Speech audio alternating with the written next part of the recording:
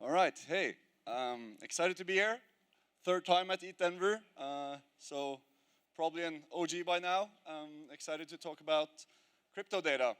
So the title of this talk is "The Revolution Will Not Be Reported Quarterly," and I'm going to talk a bit about why crypto data is so different from anything we've ever seen before, and how exciting that is, and how many opportunities it brings.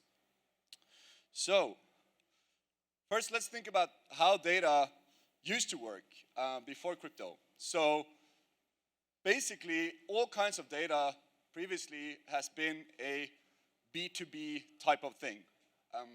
It's been locked within a business or within a team, and it's all very siloed, closed. There's never been really many data sets that actually have like broad accessibility. Anything in tech is usually closed, and it's inherently very limited in its accessibility. And I love corporate stock photos, so you're going to see a few of those. Basically, also, all data previously has been pay for access. If it's not produced inside of an organization and you want access to it, you need to pay. All data providers are paywalled. So you have this dynamic where everything is inherently very limited. And just think about the fact that, like, if you have a login wall, that severely limits who can access your thing, or like who bothers signing up. And then if you think about even further, actually you have to pay to get something that even further limits who will access your thing. So when you have this, or everything is paywall dynamic, it inherently becomes a very closed and limited environment. Furthermore, essentially, for like the broader access, only training data is real time. So unless you actually build a product and have the stats for that product, the only thing you can look at that is basically live is trading data. And if you think about how is value created in the world, it's essentially not by trading data. Trading data is kind of a metadata around what's happening in the world and in the world of finance. But at the end of the day, what really matters for what's driving value in the world is sort of actual usage and actual businesses and how they're doing. And today, all of that goes into essentially a quarterly PDF. There's a PDF file that companies put out once a quarter, and essentially that's where you see the real interesting stuff. That's where you see how many people are actually using this. What's the revenue and cost of this business? Those are the things that really matters for understanding if something is valuable. The trading part gets a lot of attention because it's so real time, but it's not actually, first and foremost, what drives value. What drives value is understanding the usage, the traction of any given product or business. And so this is how the current world works. That's how data works. It's very limited. Things go into PDF files once a quarter, and beyond that, there's not that much going on. Now, let's look at crypto, because this is very, very different. So, first of all, crypto is essentially a shared public backend, a global computer that anyone can put code to. And that in and of itself is, of course, extremely exciting, and the reason why we're all building smart contracts and sort of believe in this space. You have this amazing thing where a computer is shared across the world and anyone can put code to it and interact with it. But that also means that this computer creates data, which is extremely open and accessible. And I think this is still very underutilized. Anyone, absolutely anyone, can go in and analyze what's going on that computer. And since it's open, since it's composable, that means like there's a lot of stuff to unearth and to dissect and to figure out. So it's all a real-time, flexible, and collaborative environment where you don't have to pay for access. You don't have to work at a specific company. You can just show up. You can see what other people are doing. It's real-time, which is absurdly interesting relative to like getting a PDF file once a quarter. And it's totally flexible. You can slice and dice this data any way you want.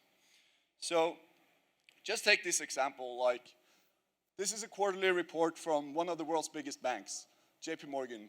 And as you can see, I've highlighted a couple of numbers here. And you get things like active mobile customers up 10%. Like that's not super granular or useful. And this is how this is done. It's highly like abstracted away arbitrary metrics that some person at that company decides to display. And that's what you get. And that's how the whole system works. And it's still PDF files. That's how the thing works. And now contrast that to, for instance, a system like MakerDAO that has a Dune dashboard that shows real-time their financials. You can see real-time the revenues and cost and expenses of MakerDAO, the bank. And this is all feeding live directly from the blockchain. So this is such a massive contrast to what you had in a PDF. You can actually see, anyone in the world can access this, go to a Dune dashboard and look at this. You can see the balance sheet. What asset does the Maker Bank hold? What's the percentage of this? Like, basically, you can look into the risks and liquidity, all these things of a system like this in real time. And I think it's kind of ironic when some sort of people that don't understand crypto criticize it for being like obscure and risky and non-transparent, all this. It is so much radically more transparent than anything we've ever seen before. Like anyone in the world, literally, can, with an internet connection, can look at these stats. And I think, not even that, essentially I think, basically, in crypto, anyone has actually more granular and better understanding of these systems than probably the CEOs of the biggest banks have in their own systems, internally, even though those stats are not publicly accessible. Folks like this guy probably understands less about his own bank than what you can as an anon on the internet looking into crypto financial systems. So this is hugely exciting. And obviously there's like, since this is open and composable and flexible, there's so many ways to look into all this data. So take one example as the decentralized exchange trading sector on Ethereum. Here's the dashboard that I built where you can see the trading volumes of all the products in that category, and you can stack it up against each other. And you can see the market shares here, like Uniswap had as much as 80% share of trading volume. I think this is the last week. And this is also like extremely useful for investors, like understanding how these products stack up against each other. And I think this is still very underutilized. Like as a space, people still look at like relatively, let's call it vanity metrics. But if you actually want to understand which products are going to prevail in the long term, this is the stuff you want to look into. If you want to invest into a decentralized exchange, you probably want to understand if they're winning out in the marketplace in their sector. And how hard is this to get? Not really hard. Like this chart right here that I made is 5 lines of SQL.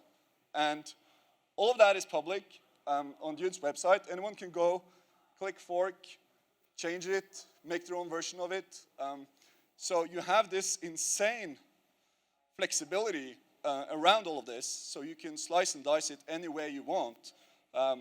Since it's a database with all this data, it is not highly abstracted away like in other sort of typical data systems. So, or things that you can, as a public person, have access to. So this is like ridiculously easy and can show you so much of what's actually going on in these products. And I think furthermore, this is important for building as well. If you think about the properties of crypto, one of the beautiful things is that it's all composable. You can plug into other smart contracts, utilize what's already been built. But you can also see what's actually working. You can look at the data and see these folks built this product in that way, and that worked out like this.